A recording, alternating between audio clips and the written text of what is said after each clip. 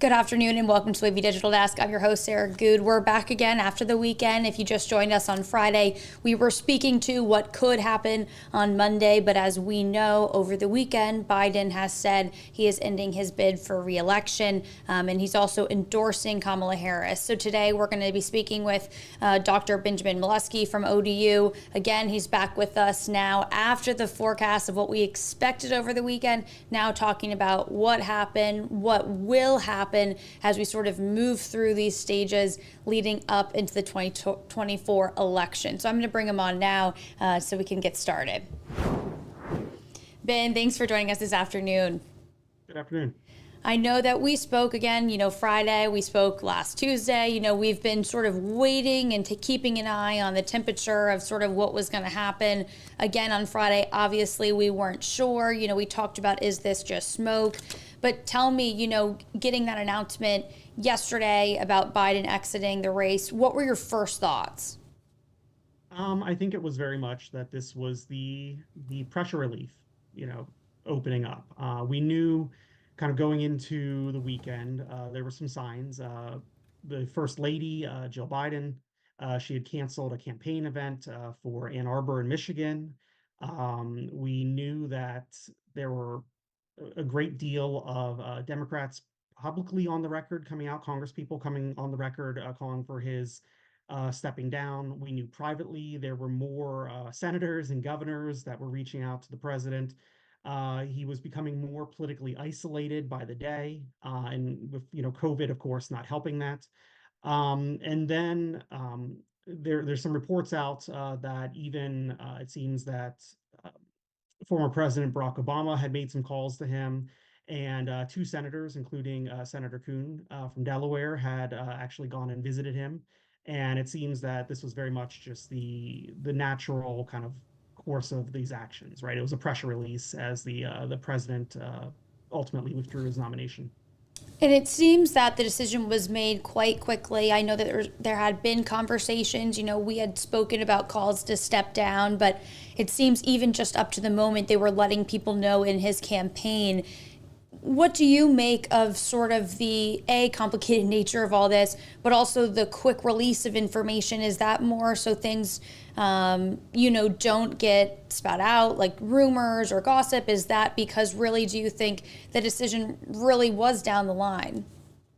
I think the decision had come to a point where I think the current president knew he was going to do it. It just came down to a matter of when. And in this day and age, with leaks and the instant transmission of information, especially something as sophisticated as well as complicated as this, the president wanted to control the narrative. And that's why you're seeing reports that White House staffers, campaign staffers, were basically just kind of last minute told it was happening. And that was very much to control the information, control the narrative, and avoid losing it. I mean, if you let that information out there and it gets picked up in social media, very quickly gets spun in a thousand different directions. And I think also the second complicating factor is President Biden is going to remain in office through the end of his term. So that was very much a significant concern there as well, too. If you can't control the narrative as that information is coming out, there potentially would be a lot more calls for the president to step down now. And, please, if you're in the chat, I see some comments already, but please, if you're on YouTube or Facebook, go ahead and leave your comments and questions in the chat, and we will get to them, throughout the course of the conversation if we're able. That leaves a complicated part of this, and we can, talk about this before we get into some more parts of the exit and the endorsements. But, people have come out and now questioned Biden remaining in office through the rest of his term. What have you heard about that? And obviously, this has already been a historical moment. So anything of that nature would, be very complicated, to say the least, for the country. Some of the things I've heard, at least from Republican sources that I've talked with, is that this is very much going to be part of at least the short-term campaign moving forward to kind of question Kamala Harris in terms of what she knew. We saw this just, I believe it was yesterday, with the interview with Donald Trump and J.D. Vance on camera. where they were bringing up what did she know? What did the Democrats know? How long did they know this, right? And it's becoming a transparency issue that they're going to raise in the campaign. And we're sort of hearing now from a lot of different people on WAVY. We were taking, articles and putting them together of local politicians responding in Virginia, North Carolina. Now we're still waiting to hear from people about his endorsement of Kamala, but we have heard from a lot of voices speaking to, Biden's legacy, to his history, and I think there are a lot of people in the Democratic Party who are still focused on that, right? I know that we've talked about how the news cycle is up to the minute here, and even sometimes, rumors of what's to come. But people do seem to be waiting high up in the Democratic Party for Biden to speak this week, to see sort of what's happening this week before they really make drastic moves or moves to the future. Yeah, it's not unexpected, right? You've seen amongst the media and social media, the president's withdrawal is being framed as something, you'll see words being used like courageous. They're proud of the president for doing this. And that's very much trying to take control of the narrative and take control of the framing, right? Because there is, at least, on the opposition side, there's an opposite framing going on where this is he was forced out, right? And you're hearing some dissenters, at least in the Democratic side and at least on the Republican side, trying to take advantage of it, saying that, yeah, this was a non-democratic way. This was a candidate who had the delegates and was forced out, and now it's kind of setting the framing for Kamala Harris's surgeons as that it's a coronation. It's not democratic. She hasn't won anything. You even heard her words on yesterday, saying that she hopes to kind of prove and win the nomination, right, as opposed to this being just an appointment or a skipping over a democratic process, right? So it's this whole situation, it's very complicated and it's very delicate, right? Because it very much is perceptions. And as we've seen, really since the debate, right? Perceptions in the electorate are a very delicate thing. Once they're formed, they're very hard to break. And if there is a perception amongst the maybe a side of the Democratic electorate or even independents that were leaning Democratic, that this is an unfair process, that there perhaps were better candidates available, that might dissuade them, maybe not for voting for Donald Trump, but maybe to vote for a third party candidate or to just stay home altogether. And we've heard calls from different people, even in the Democratic Party, to have some sort of a mini primary or sort of more of an open call. Do you think that is even possible in the timeline we're in right now? What are your thoughts on having a more, I guess, set up primary version, especially as we head into the DNC? Is that a possibility? It's a possibility. However, again, it comes down to that perception side, right? I mean, so the first question would be, all right, when would they do that, right? Could this be kind of in the lead up between now and the end of August? Short amount of time for them to kind of do a blitz. Perhaps it would be they do a blitz amongst the swing states. The second question is who would be the challengers, right? So many of the potential stand-ins that were before Kamala Harris was endorsed were people like Governor Gavin Newsom or Gretchen Whitmer, and so many of these potential challengers have already come out and endorsed Kamala Harris in the wake, right? So it'd be who would actually be running against her. There is some talk that maybe it would be kind of like you put up potential VPs, right? Just to kind of see how they fare in the eyes of the electorate. But again, back to perceptions. If she is already endorsed by the current president, and we've seen such a coalescing in the last 24 hours of Democratic politicians and Democratic and more liberal leaning interest groups and think tanks coming out in support of her, it would kind of be viewed as a, a de facto outcome, right? You would already know that Kamala Harris would be the winner. So why would you do that? Would it just be kind of a sham primary? And what would be the perception of that? So we're gonna have to wait and see till Wednesday when the Democratic Rules Committee kind of does their public virtual discussion on this to see what the plan is moving forward. And today we heard from Harris just speaking to Biden's legacy, just speaking to his side of the announcement while she was at an event today at the White House. We have yet to hear from her side about, any sort of press conference coming up or whatnot. But she did tweet that she was going to head to Delaware to speak with the campaign, to say hello, I think was the phrasing she used. We're still waiting to hear from Biden this week. But in the meantime, there's obviously so much speculation about, Harris on the ticket. I think Manchin was the other one that people really have an affinity for, but he was saying, he's not running. He's the one that sort of called for this open process. Suggested Harris, I think, was too far left, but said, let's see if she comes back. So he was not immediately endorsing her, but he was also, not immediately also singing her praises either. Hmm.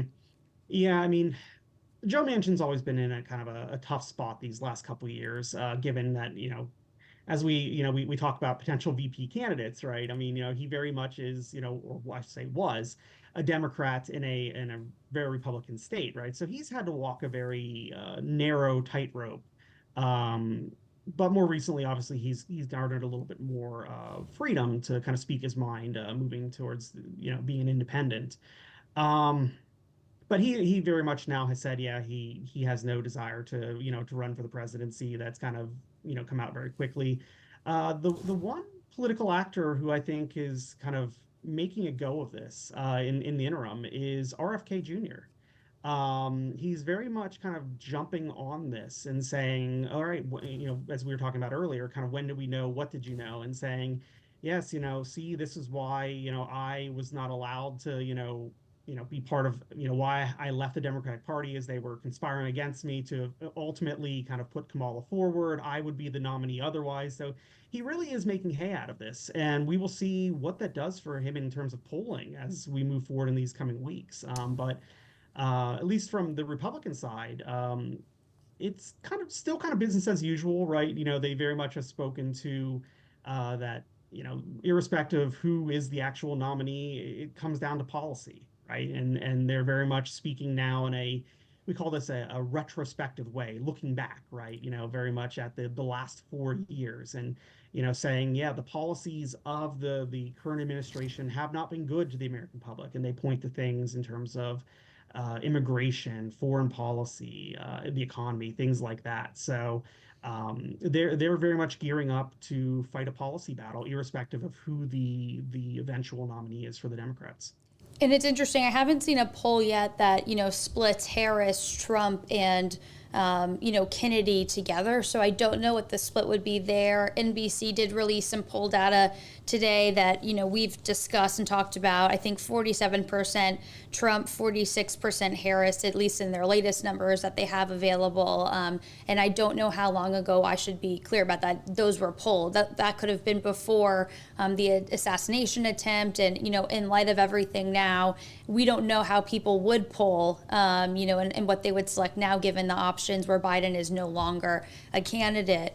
But do you think that the Trump campaign it doesn't seem like they're worried about that. I know that they were planning for Biden still, but I'm sure they were keeping an eye on Harris if this all were to happen.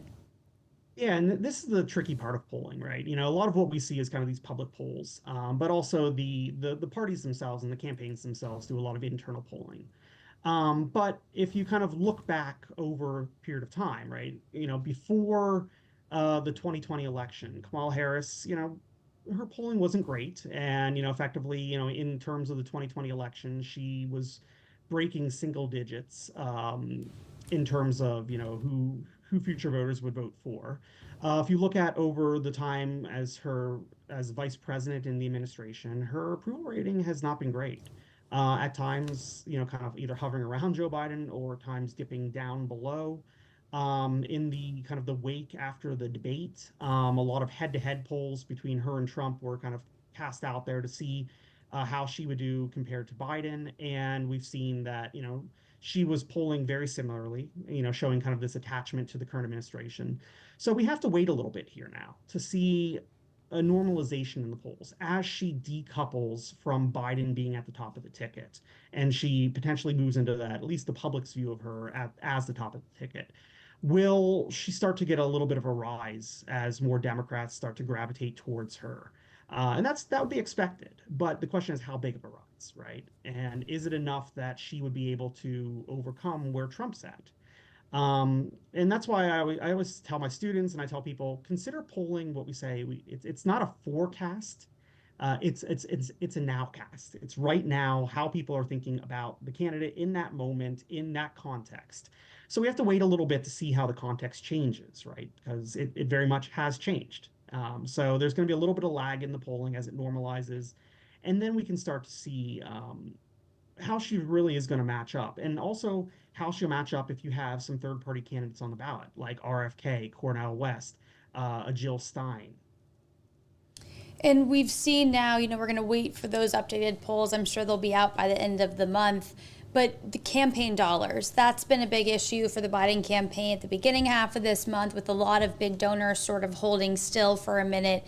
Now we know in the last 24 hours, there's been such a rise and increase in campaign funding, at least from the base. I guess the question is, right, how do the people that are on maybe the more moderate or on the line of who they're going to vote for, how do they feel? But what do you think it says, at least, that all of these campaign dollars are now starting to come in? Yeah, I mean, the campaign dollars, they're still the confounding element of this, right? When we talk about like, all right, do they do a kind of a mini blitz primary and how does the public perceive it, right? I mean, you're looking at the Biden campaign war chest, which Kamala Harris is entitled to being, on the ticket with him. So, I mean, that's, depending on what you're looking at, 240 million or 90 million unspent, depending how it's being kind of calculated out. I mean, that's a lot of money that she already has in her war chest to start working with. So, from a perception standpoint, um, it's kind of she's the official, or at least the presumptive nominee, having that much money, and it causes a lot of quote unquote challengers to be at a disadvantage naturally. In the wake of just the last 24 hours, we've seen more than 50,000, or sorry, more than $50 million flow into at least the kind of the Harris war chest here, which, as you know, if we follow Brett Hall from WAVY News, follow the money, right? So that's kind of telling you where at least the party's at right now. And a lot of that money, I think, it was something like a $44 million donation from the Democratic Latino Fund, right? So you're starting to see the party coalesce around her. Now, in the next couple weeks, this is going to be where things really get interesting. As Kamala kind of really gets out there as the presumptive nominee, as she's campaigning more, as surrogates for the party come out. That's what we're going to have to wait and see, is where some of, both the really where the smaller donations are coming from. You would expect that the large Democratic donors and large liberal donors, they've turned the faucet back on. They're saying, all right, it's going to go to Harris, it's going to go back down to the down ballot Democratic candidates. But where are these small donations going to start going, and who are they coming from? And that's where we'll start to see our moderates, our independents, are they starting to throw money at the Harris campaign, or are they still a little gun shy about it and want to see, wait till she's potentially the official nominee, or how she starts to appear in the polling? And we know, I think some people might have the misconception that Harris is going to take right after Biden. Now they've been paired together and they're going to poll similarly and have similar groups. But really, some of that campaign money now that's coming in, they are going to have to rethink, right, their political strategy, what groups to target, what states to visit, because it could look completely different from Biden's strategy and what sort of states or what groups of voters he really needed to get in touch with. Yeah, I mean, if we're just kind of looking at kind of the Biden strategy, it was very much they were looking at, all right, the Rust Belt states were still very much, at least according to the polling, they were at risk, right? And the road to the White House really went through states like Michigan and Wisconsin, even Pennsylvania, right? And just kind of in the last 24 hours, we've been breaking down kind of the Harris strategy and looking to see where potentially she could make a run for the White House. And there's potentially some Sunbelt states that, she really needs to think about, and some Southern states. We look at a state like North Carolina, right? This is a state where the Democratic Party has been throwing a lot of money and time and attention at in this cycle. I mean, Kamala Harris herself has been to North Carolina at least a half a dozen times since the start of this year. There's been a lot of talk that Roy Cooper may be potentially a VP pick for her coming out of Carolina as well. But this was a state that Joe Biden lost by less than 1 point, basically roughly 75,000 votes. So this is a place where, if for whatever reason Kamala Harris were to lose one of the Rust Belt states, she might be able to pick up a state like North Carolina. And for her, she has been the one that we've talked about that really has been going out, talking about policy. She's been active on the campaign trail for Biden. What's going to be the shift now going forward for her? Are we going to see her immediately before she's even the chosen candidate get out and speak to people? Do you think she is going to play it safe and sort of wait for the higher ups in the Democratic Party to endorse her? Is she going to wait closer to the DNC? I mean, how does this play out now in the next few weeks? Frankly, I don't think she has time to play it safe. I mean, we're 105 days to election day. We're less than a month to the DNC. This really has to be a blitz campaign. So, I mean, we saw her, while Joe Biden was convalescing in Delaware from COVID, she was out. I mean, she was in North Carolina speaking policy. And you've seen from her campaign stops and kind of the substance of what she's been talking about, it very much is putting forward kind of the Democratic platform. She's been defining policy and laying out policy. So um, I don't think she's going to play it safe, and I don't think she has time to. And I think the one thing we may not see right away, and this could very much alter, in the next, 48, 72 hours, once we start to hear from the Democratic Rules Committee. But at least right now, I'm not expecting any sort of VP announcement, right? Because obviously we don't have the official nominee, right? Um, but I think she herself needs to get out there and continue to speak policy, to draw contrast between her and former President Trump and JD Vance. And there's been a lot of talk that she's already kind of looking back to her 2020 campaign in terms of the distinctions she was trying to draw between herself and Donald Trump, speaking to being a prosecutor, and very much kind of updating that campaign in the wake of some of the court rulings against Donald Trump. So I think we're very much going to see her kind of resurrecting that 2020 campaign, speaking to her background, and in terms of policy shifts, I really don't see her trying to push policy that different than what the Biden administration has been arguing in its campaign because of the fact that we have such a short amount of time between now and the general election, right? If you rock the policy boat that much, that interjects a little bit too much uncertainty into the campaign. You don't know how a significant policy shift would play over with voters. So I think it's going to be very much not business as usual, but just a more ramped up Kamala Harris. Do you think, in terms of her vice presidential pick, and we don't know exactly when that is actually going to be made, but do you think that's going to be a key moment for her, maybe in connecting with higher ups in the Democratic Party and sort of maybe compromising, sort of finding common ground to sort of unite the base? I mean, what do you think is going to come out of the VP pick, and maybe when that's decided? Yeah, I mean, so VPs are always so tricky, right? I mean, if we go back to kind of the turn of the century, that's really the last time vice presidents really mattered, we used to think like vice presidents would like guarantee you a specific state, right? Or they would guarantee you a region, right? So this is why, like, before, kind of like the 1900s, or, maybe a little bit later than that, like a northern presidential candidate would pick like a southerner, right, to help unite both elements of the party and pick up regions. But as we've seen over time into the modern presidential era, vice presidents, they don't bring as much of that anymore.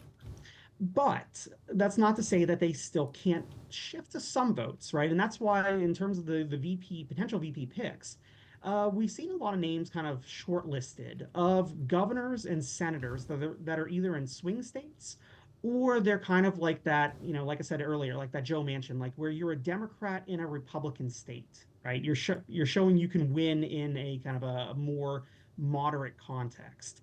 So there's potential that she will look at people, like I said, like the Roy Cooper, the Governor Shapiro from Pennsylvania, the Andy Beshear from Kentucky, um, or maybe she will look at somebody, maybe from Arizona, right? senator from Arizona, and try to like see where you can maybe shore up a percentage or two of the vote. Because in those very close states, right, they're going to be states that are won by a percentage or two. I mean, like I said, North Carolina was won by about 75,000 votes. So the vice presidential pick, as you were asking, is it going to help her to ingratiate her with kind of the Democratic higher ups and donors? I already think that there's been a lot of conversation between in the background as we were waiting for Joe Biden to kind of make his decision to step down.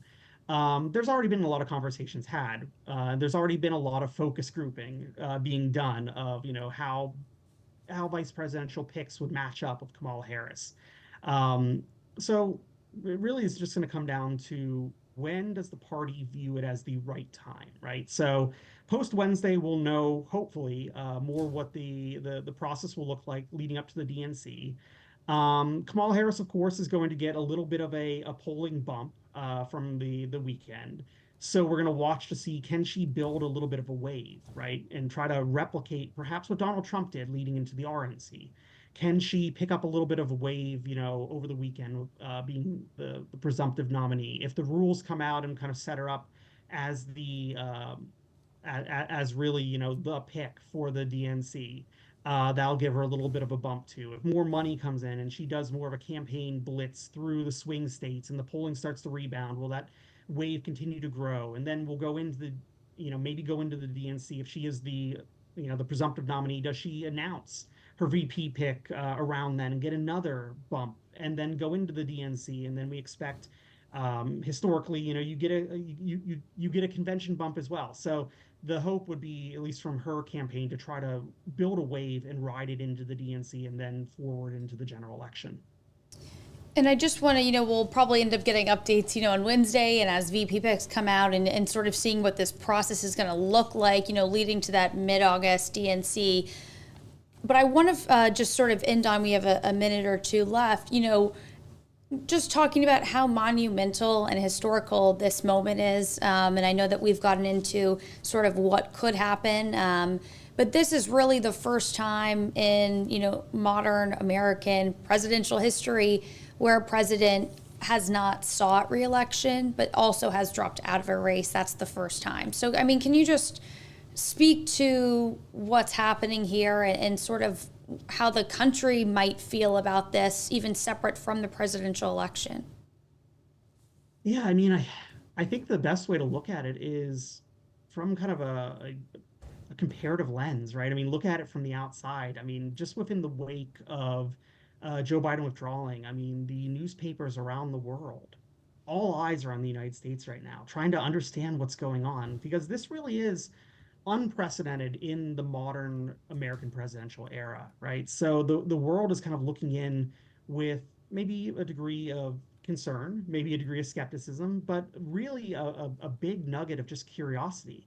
And for the American public, that's kind of what it is also. The word since, over the last 3.5 weeks since the debate is these are unprecedented and uncharted waters, right? So for the American public, they themselves are going to be watching with an air of skepticism and an air of curiosity, and trying to see, really what's going to happen in the next 105 days. Can a effective campaign be run in 105 days? Can a party that was quite literally tearing itself apart over the last 3.5 weeks coalesce and come together around a candidate? And then at the same time, what does that potential candidate mean for the country in Kamala Harris? I mean, we've seen the first Black president, right, before, first Black male president. But, in terms of what Kamala Harris is, she'd be the first Black as well as South Asian woman president, right? So these are kind of, we're in this era of really more presidential firsts here in the modern presidential era, and really in the presidential history completed. Wow, well, I know it's going to be sort of day to day as it has been in the last week and a half, seeing what the updates are, seeing who's chiming in and who's endorsing Harris. So I guess, this is not the last time we'll be talking. I mean, it's hard to even wrap up the conversation because there's so much left that we don't know, that we're not going to know. I think, as you said, Wednesday, we'll keep an eye on what's going to happen next. and sort of move from there as we see Harris starting her work on the campaign trail and see what Biden has to say. Yeah, and I think this is, you know, we kind of joked after the RNC, like that really is the start of the general election, at least for the Republicans. Now this really is the a brand new start of the general election for the country as a whole and for the Democrats, right? So I think for voters, this is really a good time, to tune in, right?